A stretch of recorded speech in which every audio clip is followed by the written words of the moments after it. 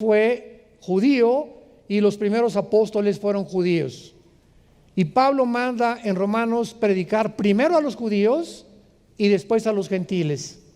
Entonces Dios escoge en Israel a un hombre para que a través de este hombre, Jesucristo, pudiera venir la redención del mundo. Podríamos preguntar, ¿y por qué no fue en España? ¿Por qué no fue en Italia? ¿Por qué si hubiera sido en Italia, los franceses hubieran dicho, ¿por qué no en Francia? La cuestión es que Dios en su soberanía escoge a un hombre, bueno, Abraham y todos los que vienen de Israel, para poder traer la Biblia y traer el Salvador al mundo.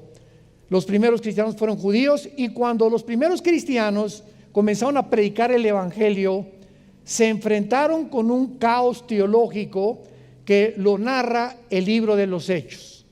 El libro de los Hechos no es un libro doctrinal, es un libro histórico que narra la transición del judaísmo al cristianismo.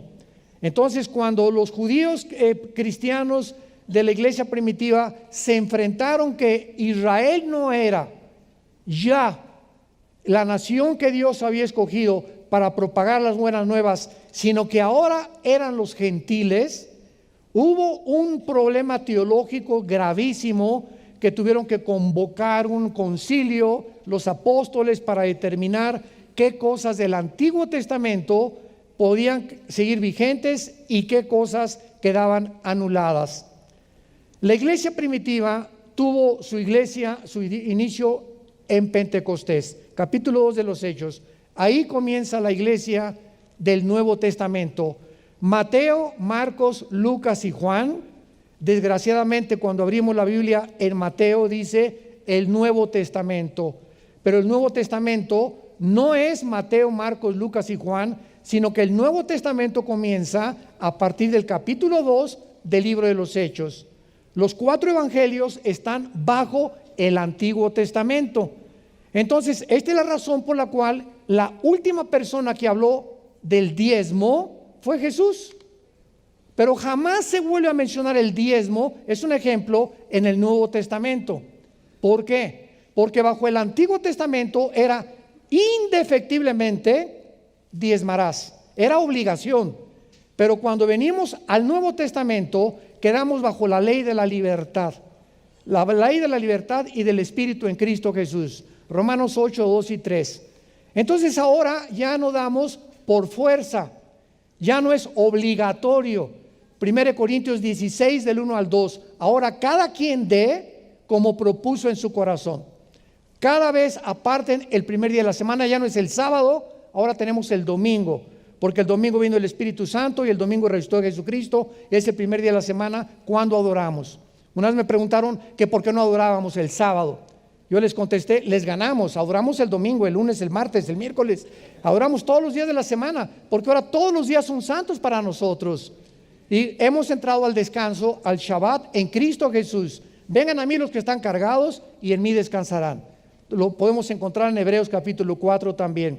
Entonces, todos estos cambios radicales que hubo, es importante comprenderlos para no regresarnos a la ley. Todo Gálatas fue escrito para combatir a los legalistas. Y decíamos en la mañana, ahora hay iglesias que si pones árbol de Navidad no le va a agradar a Dios, y si te pones un tatuaje no le va a agradar a Dios. Y las mujeres, ¿qué tipo de pantalones deben de ser? ¿El pelo cómo debe ser, cortito o muy largo? Y estamos en un mundo de corintios, así como la iglesia de Corinto, que eran bebés en Cristo y que seguían creyendo que la vida cristiana se vive a través de lo que haces o lo que aparentas o cómo te vistes. Y aunque es importante, claro, vestirnos bien, etcétera, etcétera, Dios ve el corazón. Entonces Dios en Navidad no ve Dios si pusiste árbol. A ver, por favor, los que pongan árbol les pones una tacha, y a los que no pusieron árbol les pones una palomita. ¿Se imagina que Dios nos juzgara y nos calificara de esa manera? Cuando Dios se asoma a vernos a nosotros, el reino de Dios consiste en gozo y paz en el Espíritu Santo. ¿De qué te sirve no poner árbol? No puse árbol y tienes la cara de nuez, amargada. Y cuando llegamos a Navidad, mi esposa pone un árbol precioso y cantamos Jingle Bells y Noche de Paz y estamos contentos y aprovechamos, aunque Cristo no nació el 24, lo aprovechamos para dar testimonio de Jesús. Entonces tenemos que entender ya qué es el cristianismo y salir y romper todas estas cosas que nos encarcelan y que nos atan y que nos hacen vivir bajo la ley. Cuando los cristianos comenzaron a predicar el evangelio, comenzó la persecución.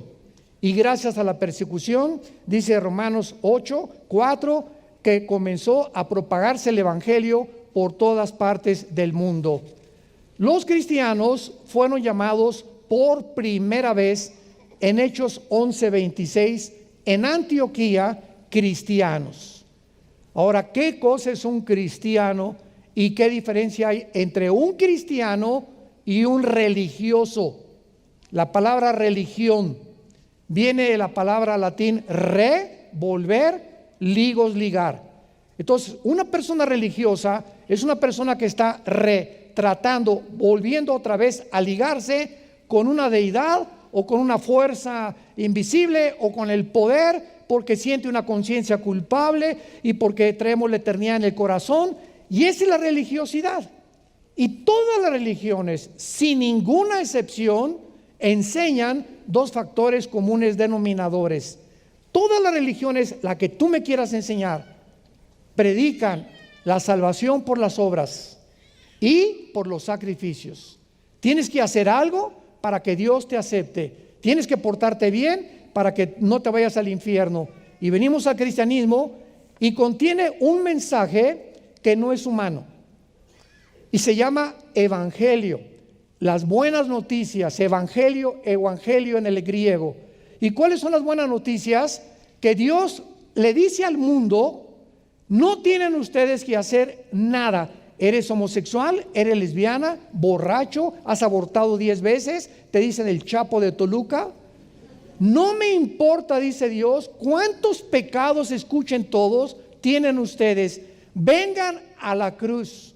El evangelio no es que tú sabes que primero tengo que dejar el homosexualismo, si no Dios no me acepta. Y pues primero voy a tener que dejar a mi amante. O voy a tener que dejar primero ya perdonar para poder realmente me acepte Dios. Y siempre estamos poniendo condiciones para que Dios nos acepte. Y el mensaje es: ven cómo estás. Con la única condición que te arrepientas de tus pecados.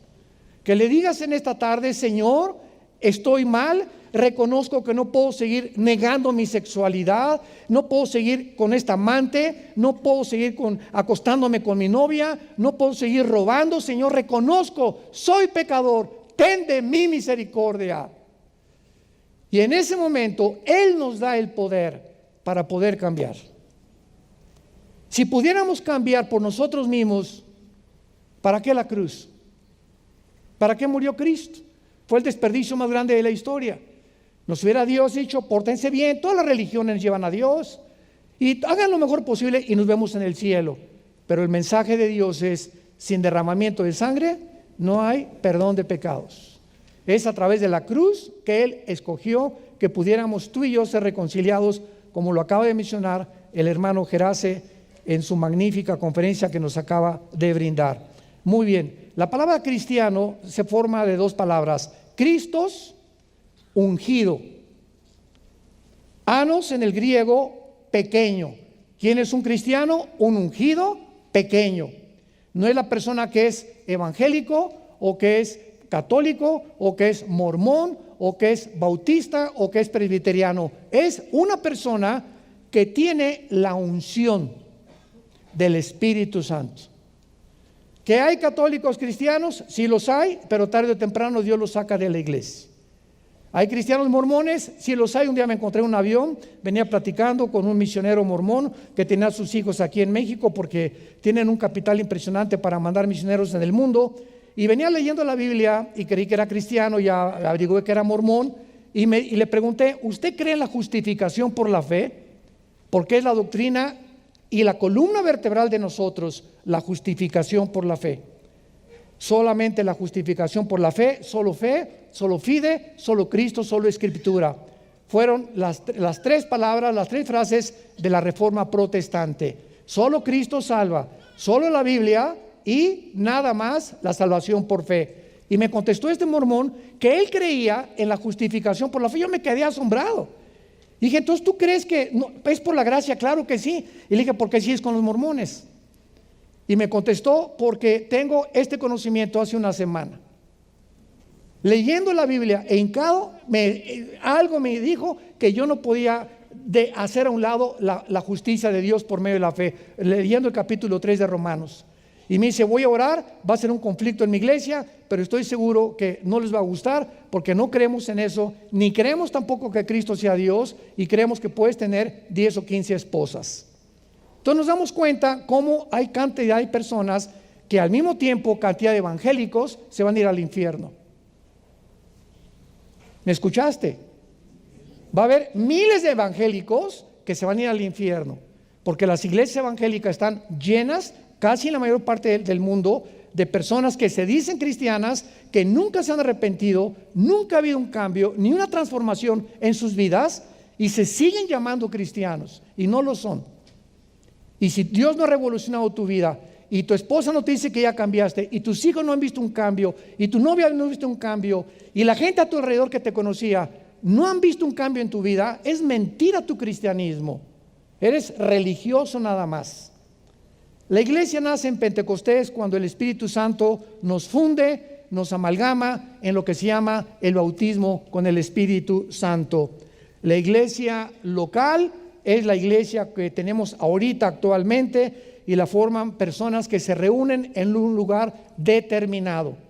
Pero la iglesia invisible es la iglesia que está en el mundo entero, donde solamente Dios sabe de esta iglesia, de los presbiterianos, de los bautistas, de católicos, cuántos hay realmente que se han arrepentido y que tienen al Espíritu Santo, y esa es la iglesia invisible.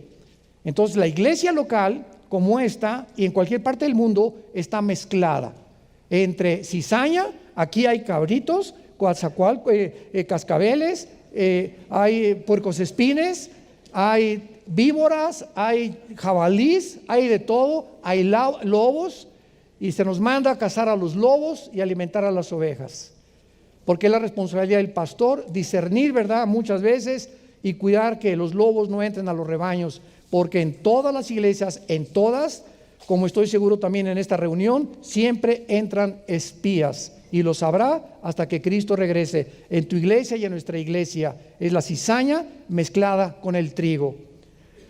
Mueren los apóstoles. El último fue el apóstol Juan, aproximadamente en el año 90-92 después de Cristo, y surgen detrás de ellos los que se conocieron como padres apostólicos en los primeros 2 o 3 siglos de la historia del cristianismo.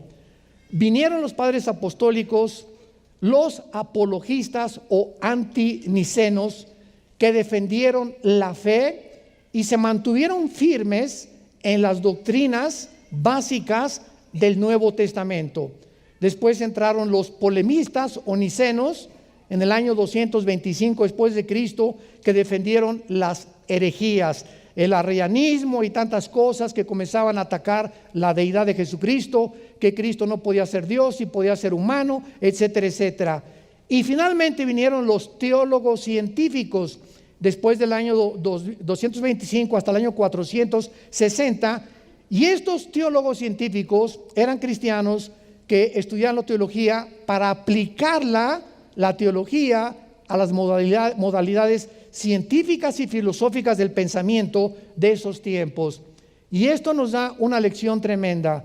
Todos nosotros, los pastores, tenemos que tener conocimientos básicos de física, de química, de genética, de arqueología, de geografía, por lo menos tratar de hablar otro idioma, tener una preparación más o menos integral para poder presentar defensa.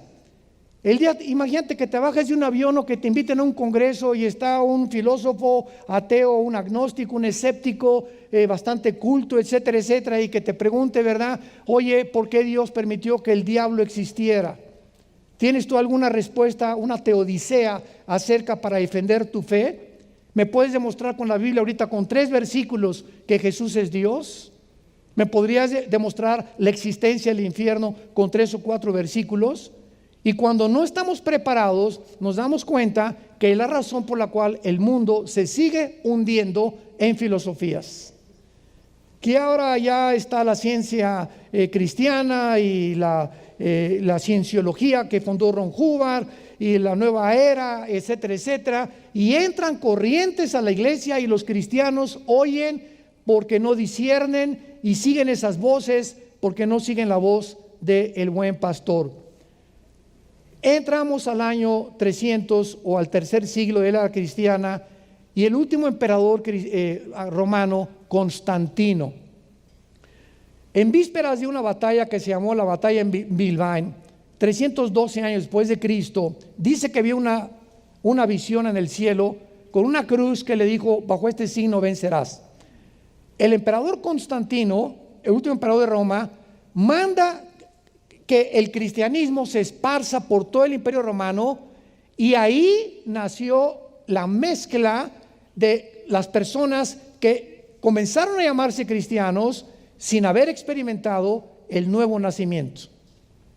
Entonces vino una mezcla en ese tiempo con Constantino, donde él al abrazar la religión oficial del cristianismo, y se hizo llamar Pontifex Maximus, que significa constructor de puentes. Entonces, cuando ellos nombran al primer papa, lo nombran como el constructor de puentes al darle el término de pontífice. O sea, ese hombre que es el papa es el único que puede llevarnos a Dios y tener contacto con Dios, y él es el que representa a Dios aquí entre los hombres. Ese momento había dos obispos nada más, el de Constantinopla y el de Alejandría, y el imperio romano se convierte, decimos en México, es la misma gata pero revolcada. El poder político se convierte en el poder religioso. Vean ustedes esta profecía que se encuentra en Daniel capítulo 2, capítulo 7, que van a ser los 10 imperios o la confederación política de 10 naciones del Medio Oriente y de Europa, que van a formar la confederación del anticristo, pero van a salir del antiguo imperio romano. Y entonces lo que era político se convierte en religioso, y el poder religioso del Vaticano se convierte en el poder más grande por 18 siglos. Y ningún rey en Europa podía casarse sin el permiso del Papa. Nadie podía hacer nada sin el permiso del papado. Controlaron la administración del dinero de más de 12 naciones europeas y comenzaron a imponer el cristianismo, pero no bíblico, sino el cristianismo de Roma. Vinieron entonces, apareció oficialmente el primer papa en el año 4, alcanzó su cenit en el siglo XIV y XV, y se convierte el papado en el control de todos los reyes, y hasta ahorita el Vaticano es el estado más rico del mundo. Hace poco mi esposa y yo tuvimos el privilegio de ir al Vaticano, no a persinarnos desde luego. Y cuando esa época que vino mi esposa al Vaticano, había una puerta que decía que en ese día los que atravesaron la puerta y entraron al Vaticano, sus pecados eran perdonados. Se introdujeron al cristianismo más de 36 herejías. Estoy hablando no de errores doctrinales, de herejías. En el año 375, váyanlo apuntando, se involucra a la iglesia romana para que los santos sean nuestros intercesores. San Lucas, San Cristóbal Tadeo, tal y tal, y hay que ir a algún hombre que se le reconozca como santo para que él interceda por nosotros. En el año 394 se introduce la misa. Ahí me encanta preguntarles con todo el respeto que merecen a nuestros hermanos, a nuestros amigos católicos. Oye, tú sabes, tú eres católico, sí. Pregúntale, el 98% de los católicos que tú les preguntes, ¿qué es la misa? No te saben contestar. Pues es la Eucaristía, etcétera, etcétera. Escúchame, de acuerdo al Concilio de Trento, la misa es la repetición del sacrificio de Jesucristo por los vivos y los muertos. O sea, cuando Cristo muere en la cruz, se brincan la cruz y siguen ofreciendo sacrificios. Y dice, por ejemplo, Hebreos capítulo 10, que con un solo sacrificio Cristo nos hizo perfectos para siempre. Ya no hay más sacrificios. Yo recuerdo cuando era niño, estudiamos en colegio de lasallistas y a los 13 años me convencieron para ser cura. Imagínense nada más. Entonces me fui al seminario, estuve en un seminario salesiano en Acapulco, Guerrero, y ahí estuve internado como casi un mes. Y recuerdo que una noche llegó un obispo, estábamos cenando, éramos como unos 15, 16 jóvenes que queríamos abrazar el celibato. Y entonces le preguntamos qué es el celibato sacerdotal, y el obispo nos dice: bueno, quiero que sepan que ninguno de ustedes se va a poder casar. Y nos volteamos a ver todos. ¿Por qué? Porque tienen que hacer, antes de que los ordenemos, tienen que hacer el voto del celibato sacerdotal. O sea, que se tienen que mantener vírgenes hasta la muerte. Y recuerdo que pues nos acostamos así, ¿verdad? Medio, a mí como que no me caía muy el 20, y al amanecer nos levantamos a las 5:30 a rezar el rosario. A través del cuarto donde yo tenía, había una ventana muy grande y pasó una güerita en una bicicleta. Esto es tremendo, ¿no? Y me acuerdo que me atrajo mucho la güerita. Y como a las 8:30 de la mañana le hablé a mi papá y lo comencé a contar con mis amigos. Le dije: a mí me gustan las mujeres, ¿cómo que no voy a poder casar? Y le dije: papá, fíjate que anoche nos dijeron que teníamos que hacer este voto, y tengo una güerita que estoy pensando, desde que la veo sigo pensando en ella, así que yo no creo que pueda ser cura. Mi papá estaba feliz porque no quería que yo abrazara el celibato. A las 10 de la mañana fue y me recogió. Yo me decepcioné tanto de esta religión, me decepcioné tanto que a los 14 años me hice ateo. A los 16 años formé parte del Partido Comunista Mexicano. Estuve en la cárcel 2 veces, nos torturaron, nos persiguieron.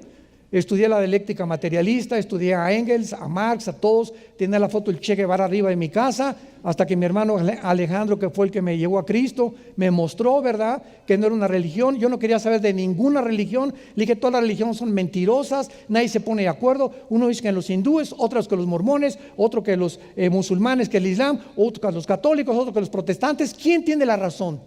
Y mi hermano me dijo: nadie la tiene la razón, créele a Jesús. Te vengo a presentar un hombre que murió en una cruz, fue enterrado y resucitado a los 3 días. Créele a él. Fue el mensaje que le dio a la mujer samaritana. Mis padres adoraron este monte. Ustedes los judíos dicen que Jerusalén. Jesús dijo: créeme, a él créele. Créele a Jesús, él tiene la verdad. Y esta verdad se encuentra en las Sagradas Escrituras. En el año 526 se introduce la extrema unción. En otras palabras, la administración de los óleos, que si tú estás muriendo y llega un cura o un padre, como le llaman, y te pone los santos óleos, ya no te vas al infierno, te vas al purgatorio. En el año 593 se introduce el purgatorio, que es un lugar temporal para expiar los pecados. Pero si tú tienes dinero y se murió tu compadre, y a lo mejor fue borracho, parrandero y jugador, y tu compadre está en el purgatorio, y tú pagas misas gregorianas, las tienes que pagar, le sacan 2000 años de purgatorio a tu compadre. Nos reímos ahora, ¿verdad? Y continúan estas doctrinas, estas herejías, continúan vigentes. Vean ustedes qué mensaje tenemos para arrebatarlas del fuego a tantas almas que con tanta ignorancia pertenecen a una religión abominable. En el año 1100 se introduce el pago por las misas a los muertos. En el año 1190, la venta de indulgencias. En el año 1215, la transubstanciación. En otras palabras, cuando yo estaba estudiando para cura, comencé a aprender latín. Y desde luego que nos comenzaban a entrenar como acólitos. Ya no se usa eso, éramos monaguillos.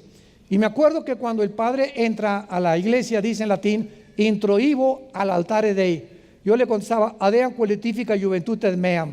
O sea, me introduzco al altar de Dios para ofrecer los sacrificios, levanta la Eucaristía por los vivos y los muertos. Y en el momento en que bajaba la Eucaristía, sacaba llaman las hostias y se la da a cada persona. Y en ese momento, esa persona se le enseña que está recibiendo a Jesucristo. Lo recibe el domingo, se le sale de lunes a viernes y se le vuelve a meter el domingo. Que le llaman ellos milagros, donde se convierte el pan y el vino en la sangre y en el cuerpo de Jesucristo, es una herejía, es una barbaridad. A Jesús lo recibimos una vez y para siempre, y quedamos sellados para siempre con el Espíritu Santo. En 1229 se prohíbe leer la Biblia más que por la autoridad o Biblias con el imprimatur de alguna autoridad eclesiástica católica, bajo pena de excomunión. Porque si la iglesia romana te excomulga, significa que estás condenado para siempre al infierno por no haber sido leal a lo que la iglesia del Vaticano te enseñó.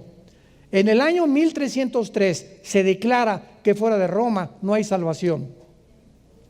Fuera de Roma no hay salvación. 1546 se agregan a la Biblia los libros apócrifos, que significa de origen desconocido. Entonces, si tú compras una Biblia católica y le quieres testificar a un católico, no hay ningún problema, porque tienen Timoteo, tienen Juan, etcétera, etcétera. Tienen la suficiente luz para mostrarles el camino a Cristo, pero tienen agregados Tobías, Sabiduría, Primera y Segunda de Macabeos, que son históricos, etcétera, etcétera, que no están considerados cuando se cierra el canon de las Sagradas Escrituras en el primer siglo de la época cristiana. En 1634 se promulga el proceso de la canonización, o sea, solo el Papa puede decir quién es y quién no es santo.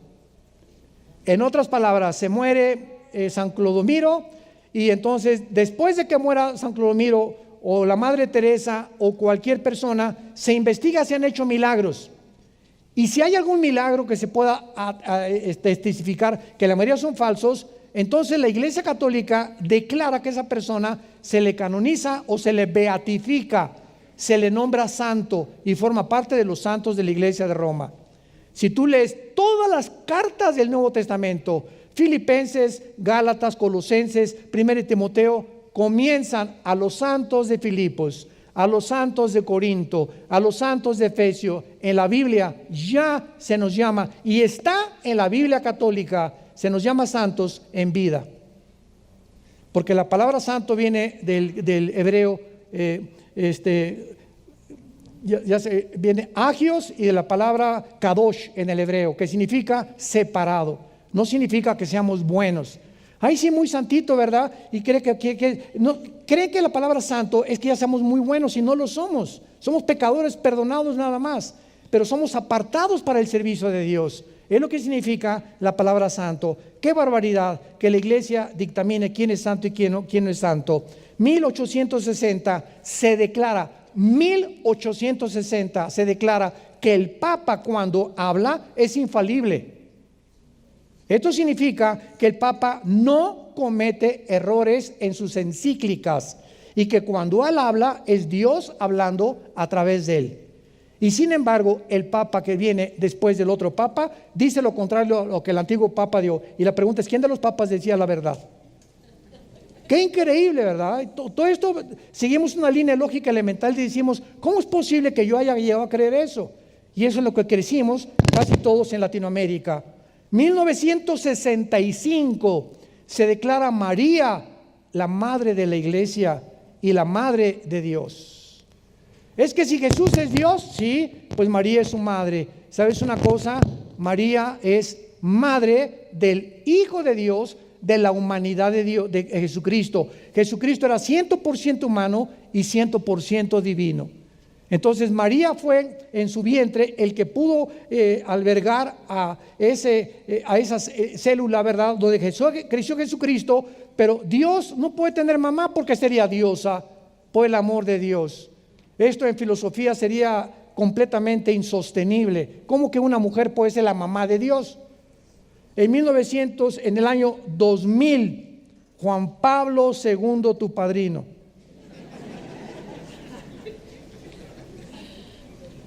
declara a María redentora junto con Cristo. Co-redentora. El Papa Juan Pablo II. Ante esta serie de barbaridades, no podemos más que recordar Marcos 7, del 6 al 8, donde Jesucristo les dijo: ustedes invalidan la palabra de Dios con sus tradiciones.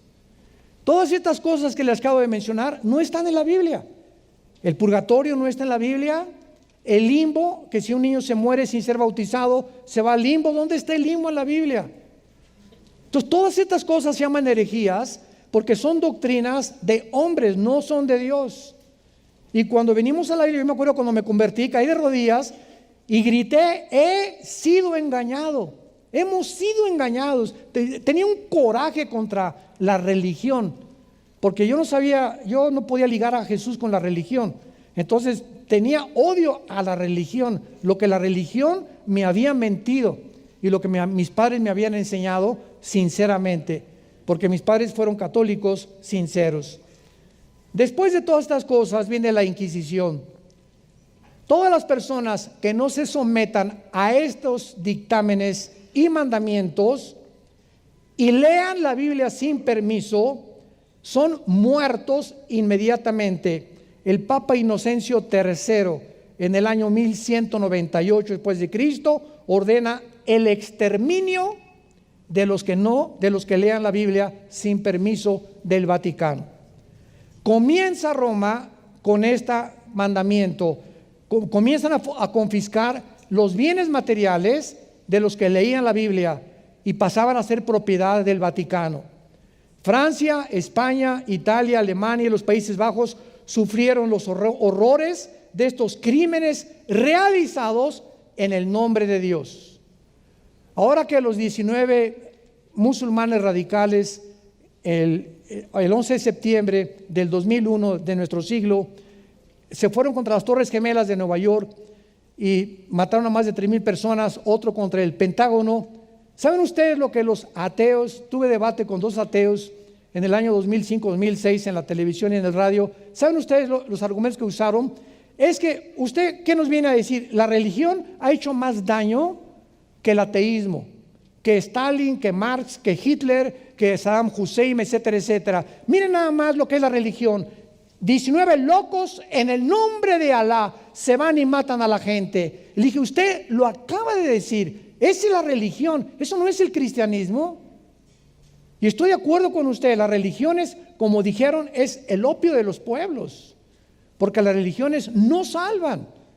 Para eso vino Jesús. Yo soy el camino, dijo Jesús. Yo soy la verdad y yo soy la vida.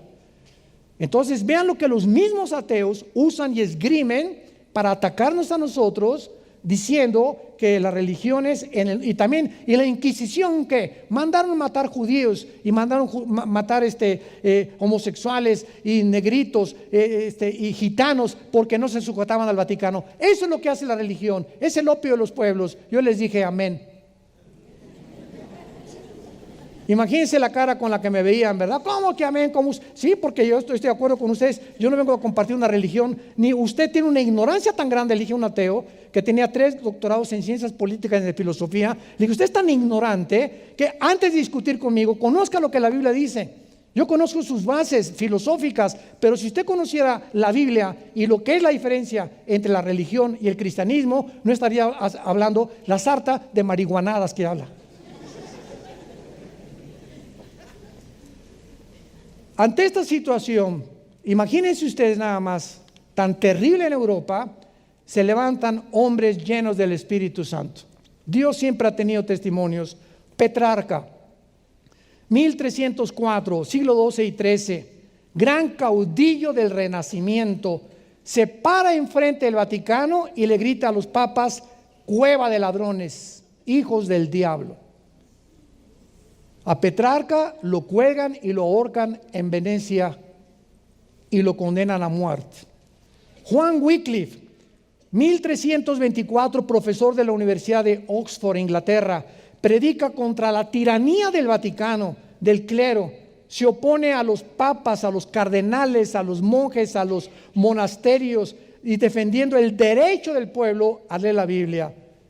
Juan Hus, 1415, rector de la Universidad de Praga, discípulo de Wycliffe, predicador intrépido, ataca los vicios de los papas. En aquel tiempo los papas eran homosexuales, los ordenaban a los 12 años, 3 o 4 papas matan a su familia. Dice, ¿cómo es posible que estos hombres se estén atreviendo a decir que son los representantes de Dios? Giacomo Savonarola, 1498 después de Cristo, originario de Florencia, Italia, denunciaba como un profeta hebreo el sensualismo, los vicios y los pecados del Vaticano. De forma milagrosa, la ciudad de Roma estuvo a punto de reformarse, pero el Papa Alejandro VI lo quiso callar haciéndolo cardenal. Savonarola lo rechaza, lo ahorcan y lo queman en la Plaza Mayor de Florencia, 19 años antes que Martín Lutero publicara sus 95 tesis en Wittenberg, Alemania. Viene Martín Lutero y era un monje atormentado en un monasterio en Alemania. Encabeza la reforma que se llamó protestante, porque los que se oponían a Roma se les llamaba protestantes, porque protestaban contra el Papa. Nació en la ciudad de Eisleben, Alemania, ingresa a la Universidad de Erfurt, 1501, y estudia leyes, se recibe como abogado. En 1505 ingresa a un monasterio y en 1508 leyendo el libro de Romanos, a escondidas. Nadie sabe cómo apareció Lutero con este Nuevo Testamento. Descubre que la salvación no es por obras, no es por el cardenal, no es por el Papa, no es por los santos, no es por nadie, sino por la fe en lo que Cristo hizo en una cruz. Él comienza a descubrir que no son los sacramentos, ni las peregrinaciones, ni los sacrificios a la villa, ni las indulgencias, ni las buenas obras, lo que el Papa y el Vaticano imponía al pueblo. El Papa Sixto IV, 1476, había aplicado las indulgencias, o sea, pagar por disminuir los dolores en el purgatorio. Entonces citan en 1517 a Martín Lutero y comienza Martín Lutero a horrorizarse, y en 1517 va y cuelga en la puerta principal de la catedral de Wittenberg las 95 tesis. Esto dice Roma, esto dice la Biblia. La mayor parte de los papas, imagínense, ahora sí que le echó gasolina al alacranero, y en 1520 el Papa León X lo excomulga y le ordena que bajo pena de muerte se retracte en 60 días. Lutero quema públicamente esta bula papal en 1520, y entonces Carlos V le llama a Lutero, el emperador del Sacro Imperio Romano, Alemania, Austria y España y Países Bajos, para que se presentara a la dieta de Worms. Y entonces ahí están todos los cardenales, y ahí está el Papa, y llega Lutero con la Biblia en la mano. Y antes de entrar les dice Lutero a todos: cualquiera de ustedes que me demuestre con este libro que yo estoy mal, me retracto. Todos, hubo un silencio sepulcral, nadie dijo pío, porque nadie pudo, ni siquiera leían la Biblia, imagínense nada más. Y entonces lo condenan a muerte y Lutero tiene que escapar, y comienza a incendiarse Europa en lo que es la semilla de la reforma protestante. Y entonces el Vaticano comienza a llamarles protestantes. Ahora se nos llama hermanos separados. Y después de todo esto, el cristianismo con la reforma protestante que se levanta, y las estadísticas comienzan a subir.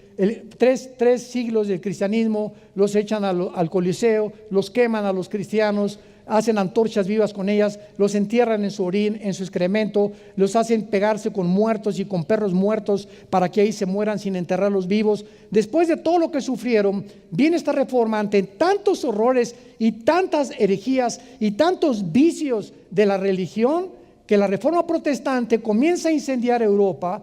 Y entonces por primera vez viene la llegada del cristianismo, desgraciadamente, no a Tlacomulco, ni siquiera a México, ni a Guatemala, ni a El Salvador, ni a Nicaragua. El cristianismo llegan porque Inglaterra es la primera nación que se opone a todo lo que el Vaticano, se rebela contra el Vaticano, y los cristianos de Inglaterra emigran y desembarcan en el año 1605 en el puerto de Rhode Island, en el estado de Virginia, Estados Unidos de Norteamérica. Y cuando desembarcan, los que venían huyendo de la persecución del Vaticano llegan a América con nuestros primos del norte con la Biblia en la mano. Y ahí viene la historia y la serie de televisión de los peregrinos y los fundadores. Y entonces Estados Unidos de Norteamérica es la única nación después de Israel en el mundo y en la historia, la única nación que ha sido fundada con los principios de la Biblia. Y actualmente, si tú vas a un tribunal en Estados Unidos, el libro sobre el cual juras tiene que ser las Sagradas Escrituras. George Washington, el primer presidente de Estados Unidos, dijo: sin la Biblia no se puede gobernar ninguna nación. Y entonces comienzan después a llegar a Estados Unidos los bautistas, colonizando Rhode Island, Virginia, bajo el liderazgo de Roger Williams. Llegan en 1681 los cuáqueros al estado de Pensilvania, y todos estos grupos venían huyendo del Vaticano y de las matanzas por órdenes del Papa si leían la Biblia. Y comienza, después de esta inundación del Evangelio en Estados Unidos, las misiones mundiales, que ha sido el movimiento más importante de la historia del cristianismo, porque nos provee de historias de héroes de la fe, de abnegación, como las vidas de David Livingstone, Hudson Taylor, que llevó el Evangelio a la China, Guillermo Carey a la India, Morrison, Moffat, hombres que llevaron y comenzaron Estados Unidos a expandir el mensaje de este libro, y llegaron algunos a Centroamérica, América Latina, y casi el 65% de las iglesias construidas en América Latina fueron construidas por dinero de Estados Unidos. No del gobierno americano, no estamos hablando del gobierno, estamos hablando de los pastores. Y las universidades más importantes de Estados Unidos, escuchen, Harvard, Yale y todas las demás que se comenzaron a levantar en Estados Unidos, fueron fundadas, escuchen, por pastores. Harvard es fundada por pastores, Yale fundada por pastores para entrenar líderes. Y actualmente estas universidades son los bastiones más grandes del ateísmo, del agnosticismo, del humanismo, de todas las ismos que puedas mencionarme. ¿Por qué? Porque yo, aunque me dieran una beca para un hijo mío y mandarlo a Harvard, ni de chiste lo mandaba. Prefiero un hijo prefiero un hijo santo, bruto, que un diablo inteligente. Y hay padres, voy a mandar a mi hijo a Harvard y voy a mandarla a Francia con el ateísmo francés y con la filosofía alemana que hay ahorita que prevalece en Europa, porque les van a robar todo aquello que nosotros les sembramos. ¿Qué pasó entonces cuando en Estados Unidos, después de este movimiento increíble, vino el inicio de la apostasía a mediados del siglo XIX? Casi en el siglo XIX, escúcheme con mucho cuidado, todas las organizaciones cristianas contaban con una rama en Estados Unidos de Norteamérica, y de las cuales eran la mayoría fundamentada en la sana doctrina, en otras palabras, apegadas a las verdades del cristianismo. A principios del siglo XX hubo pocos cambios, pero comenzaron Harvard, Yale, Princeton, fundadas por pastores, a mandar a sus maestros a Europa.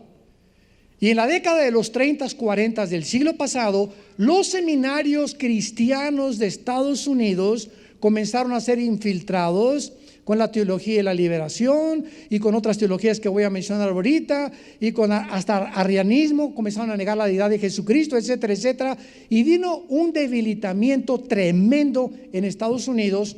Y actualmente nosotros que vivimos en Dallas, Texas, desde hace 13 años, y que visitamos muchas universidades, mi esposa y yo con nuestros hijos, las universidades que creíamos nosotros que nuestros hijos podían estudiar ahí, cuando entramos a ellas nos damos cuenta, las maestras con shorts hasta por acá, Un relajamiento de la moral tremendo. Platicando con los maestros de filosofía, eran humanistas, no creían ni siquiera en la inspiración de la Biblia. 4 universidades cristianas en Texas que mi esposa y yo visitamos, pudimos convencernos que habían apostatado. Y ahora así se encuentra la situación. Y quiero rápidamente mencionarles cuáles son los fundamentos de la palabra de Dios. La inspiración de la Biblia. Si tú crees que la Biblia es inspirada por Dios y que los originales son los inspirados por Dios, por eso hay que la Biblia Nueva Versión Internacional, la Biblia Valera 1960, que es la que yo tengo, la de 1909, y todas las Biblias que encontramos nosotros, ¿por qué varían? Simplemente porque el lenguaje varía. Y por ejemplo en México decimos ¿qué padre sol? Imagínense en inglés, what father son. Si yo la quisiera traducir ese barbarismo al inglés, no cuadra, porque lo que a nosotros es un chiste, en inglés es otro. Aquí decimos, pásame el popote para tomar un refresco. En Guatemala, pásame la pajilla. En Colombia, pásame el cervatillo. Y así varía. Por eso cuando me preguntaron cuántos idiomas hablaba yo, les dije que hablaba 5 idiomas. Costarricense, paraguayo, salvadoreño, mexicano, ¿verdad? Porque en Sudamérica hablamos aquí hasta argentino, ¿verdad? Encontramos tantos léxicos que no cuadran con nosotros, pero esto es lo que significa que la Biblia en su lenguaje original es la inspiración. Entonces una Biblia dice qué maravilloso sol, otro qué bonito sol, pero el contexto tiene que ser el mismo cuando es inspirado, y esa Biblia es completamente apegada a los textos receptus o a los textos originales de la palabra de Dios. Número 2, la salvación por gracia, la redención del pecado mediante la sangre de Cristo, la deidad de Cristo, el nacimiento virginal de Cristo, la Trinidad, la resurrección corporal de Cristo y la necesidad del nuevo nacimiento. Entonces terminamos nosotros con la apostasía que estamos actualmente viviendo en el siglo XXI, donde comenzó a mediados del siglo pasado. Y estas doctrinas han ido debilitando el contexto y el canon de las Sagradas Escrituras. La teología de la liberación, 1960-1970. La filosofía socialista y la apostasía teológica se mezclaron en los 60s, cuando comenzó a enseñarse que el cristianismo debería convertirse en la justicia social, en un evangelio social.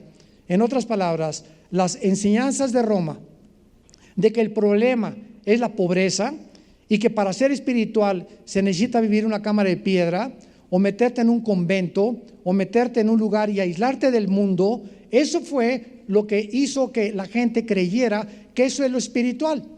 Yo recuerdo una vez en la Guatemala antigua me invitaron a un convento de monjitas, me encantan las monjitas, y me preguntó la madre superiora, me dijeron, oiga hermano, quiero que la madre superiora aquí habla con usted.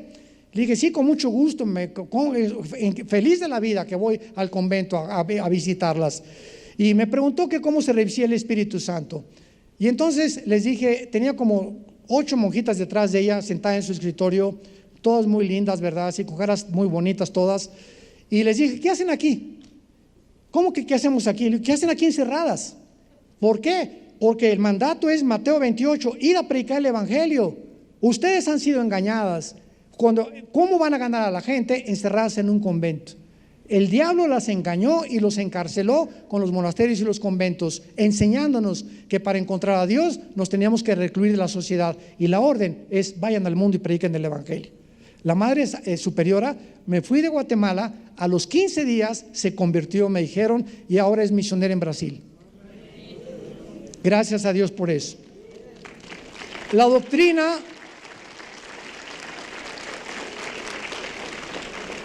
la iglesia tiene una obligación que es el evangelismo, el discipulado y las misiones. La iglesia no es una organización de beneficencia pública. La iglesia no está para poder satisfacerle a los pobres sus necesidades. Dice en Gálatas 6:10, a los que son cristianos, hazles mayores favores, porque se lo haces al pobre, se lo haces a Dios. Pero la iglesia tiene la obligación de predicar, discipular y mandar misioneros. Y cuando la iglesia se involucra en obras sociales, en prioridad, a la evangelización y al discipulado, ha abandonado la doctrina de la palabra de Dios. Este es uno de los errores más grandes que actualmente se están calificando con la terminología de la justicia social. En segundo lugar, entró la doctrina de la prosperidad. Los católicos enseñan que para ser pobre eres espiritual, válgame Dios, y ahora entra el cristianismo que para ser espiritual tienes que ser rico. Y comienza a propagarse por la televisión y por diferentes medios la famosa teología de la prosperidad. En otras palabras, que Dios quiere bendecir a sus hijos. Y si no tienes 500 personas en tu iglesia, y si no es una iglesia con candeleros franceses y con alfombras persas, y si no tienes aire acondicionado, tú no eres un pastor de éxito. Porque las mega iglesias que tienen esto hacen competencia con los que no están, y los que tienen mega iglesia son realmente los que son bendecidos por Dios. Dios mío, lega Apocalipsis 2:9, la iglesia de Esmirna: tú eres pobre, pero no eres pobre, eres rico. Y cuando enseñamos que para ser espiritual no puedes ser pobre, nos damos cuenta que es un evangelio antibíblico. Nunca escuchen esto, jamás acabaremos con la pobreza, ni con las injusticias sociales, ni con las guerras, hasta que Cristo regrese. Así que el cristiano no es pacifista en el sentido de hacer desfiles y vamos a orar por la paz y que no haya guerra. Esto es antibíblico. Estas manifestaciones de pacifismo enarbolando el cristianismo están completamente equivocados. En tercer lugar, la infiltración del misticismo en los 70s con el famoso revolución del carismatismo. ¿Qué comenzó a pasar? Se comenzó a enseñar que se debía sentir al Espíritu Santo con señales, movimientos, caídas, para estar seguro de tenerlo. Y se comenzó a enseñar la nueva unción. Vengan a recibir la nueva unción. Hemos hablado bastante de esto en la mañana, que es una sola unción cuando recibimos a Cristo como el Salvador. Ya no hay 2 o 3 unciones, hay llenuras, pero no nuevas unciones. Y se comenzó a enseñar que es mejor no hablar de doctrina, ni tampoco se necesita teología, porque las doctrinas dividen. Y se comenzó a enseñar al pueblo que deberíamos buscar experiencias místicas.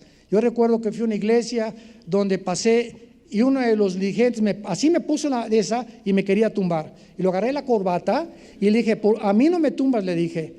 A mí no es el Espíritu Santo, tú eres el que me estás tumbando, no el Espíritu Santo. Y había iglesias donde comenzaban a tumbar a la gente y ponían atrás catchers que los cacharan. Le dije: si el Espíritu Santo te tumba, ¿tú crees que te quiere descalabrar? ¿Tú crees que te vayas contra una así, que te va a romper la cabeza? Si es del Espíritu Santo, déjalo. No, el Espíritu Santo no quiere que mataran a ninguna persona. No es que tiene que haber atrás alguien que los cache. Que cayó polvito de oro del cielo, lenguas, risa santa, vómito santo, chicles santos, bautismo con mangueras santos, ladridos de perros santos, rugidos santos, trapos ungidos. A mi casa y a la casa de ustedes llegaban sobres de predicadores que si yo venía una mancha de aceite que venía ungido ese sobre, y si yo mandaba $100, me protegían durante 10 meses de las maldiciones del diablo.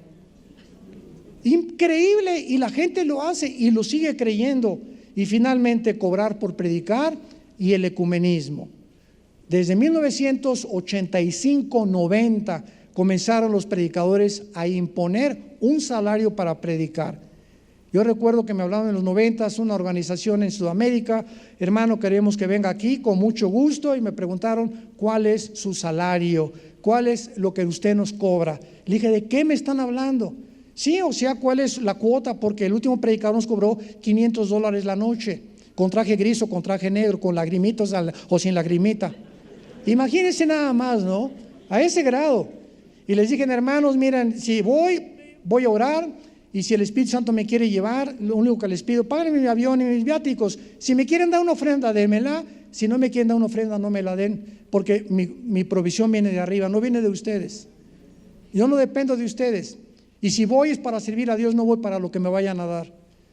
Pero es increíble cómo ahora, y se los digo a los pastores: si una persona te cobra o te pone un salario, nunca lo vuelvas a invitar a tu iglesia, porque son mercenarios del evangelio. Ellos no son predicadores del evangelio. Y el ecumenismo es la organización que el Papa quiere ahorita, Francisco, unir a todas las iglesias del mundo bajo el paraguas del Vaticano. Y miles de pastores están yendo al Vaticano a hincarse delante del Papa. Pastores evangélicos, reconociendo a Francisco como un líder espiritual, lo cual no podemos nosotros aceptar. Tenemos que luchar ardientemente, una vez por todas, por la fe que Dios nos ha dado. Te damos gracias, Señor, por tu palabra en estos 2 días, en lo que nos has dado el privilegio de abrir las Sagradas Escrituras y poder comenzar a regresar otra vez a los fundamentos de la fe cristiana. Sabemos que lo más urgente en Latinoamérica ahora es una reforma nueva. Posiblemente nos encontremos en el tiempo de una prerreforma, porque antes de la reforma de Lutero, Europa estaba en tinieblas, religiosidad, apostasía, herejías, corrupción. Los reyes explotaban a la gente. Y en medio de todo esto se levantó la bandera de la cruz. En esta mañana, en esta noche, tú tienes que reconsagrar tu vida a Dios. Pedirle perdón por tu negligencia de la palabra, porque no has vivido cerca de la palabra, ni has puesto la disciplina de darle la prioridad a tu comunión con Jesucristo a través de la Biblia. Y si hay alguien en esta tarde que ha sido invitado, o tal vez hasta pastores, porque hay pastores que entran al ministerio sin ser salvos. Hay muchos pastores en el mundo que ni siquiera tienen la salvación. Entraron por dinero, entraron por otros motivos, y Dios nos llama para que podamos de aquí en adelante establecer los fundamentos de nuestra fe. Si tú quieres aceptar a Cristo en este momento como tu Señor y Salvador, y estar seguro que si tú murieras esta noche, una embolia cerebral, un ataque cardíaco, un accidente, nadie sabe si va a amanecer mañana. Si estás seguro que te vas al cielo, eres cristiano. Pero si tú no tienes esta seguridad, Dios nos da la vida eterna en su Hijo Jesucristo, que murió, fue enterrado y resucitado a los 3 días, para que tú le recibieras en tu vida como tu Salvador y murieras en paz, con el perdón de tus pecados y el poder que solo puede venir de Él para poder vivir la vida de santificación. ¿Qué tengo que hacer? Me preguntarás. Arrepiéntete de tu vida, arrepiéntete, reconoce que tú no puedes seguir viviendo como estás viviendo, que si tú continúas en esta vida que llevas, tarde o temprano te vas a autodestruir. Cree que Jesús en esa cruz pagó con su sangre por tu vida y que a los 3 días resucitó de los muertos, y dile: Señor mío y Dios mío, perdóname. Creo que en esa cruz tú pagaste por mis pecados con tu muerte, con tu sangre derramada, y porque creo que vives, porque a los 3 días la tumba no te pudo detener, te invito en este instante a que entres a mi vida como mi Señor y mi Salvador, en el nombre de Jesús. Amén. ¿Quién vive? A su nombre. Gracias a Dios. Gracias, que Dios los bendiga a todos.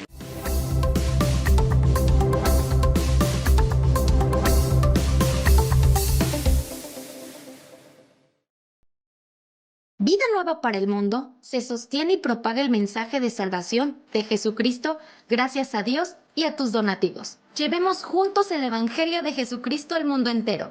Realizamos eventos, seminarios, congresos y diferentes programas para dar a conocer el mensaje de salvación y el poder de nuestro Señor, transformando y edificando vidas de mujeres, hombres, niños alrededor del mundo.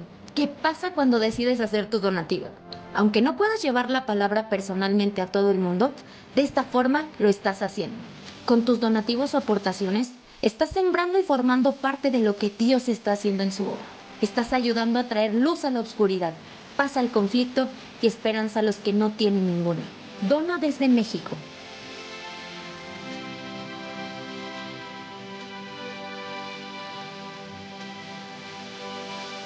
Dona desde Estados Unidos.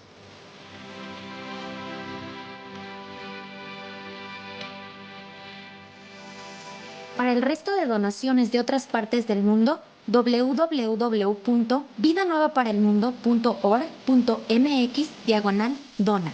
Estamos cumpliendo la gran comisión. Por tanto, vayan y hagan discípulos a todas las naciones, bautizándolos en el nombre del Padre, del Hijo y del Espíritu Santo, enseñándoles que guarden todas las cosas que les he mandado. Y he aquí que yo estoy con ustedes todos los días hasta el fin del mundo.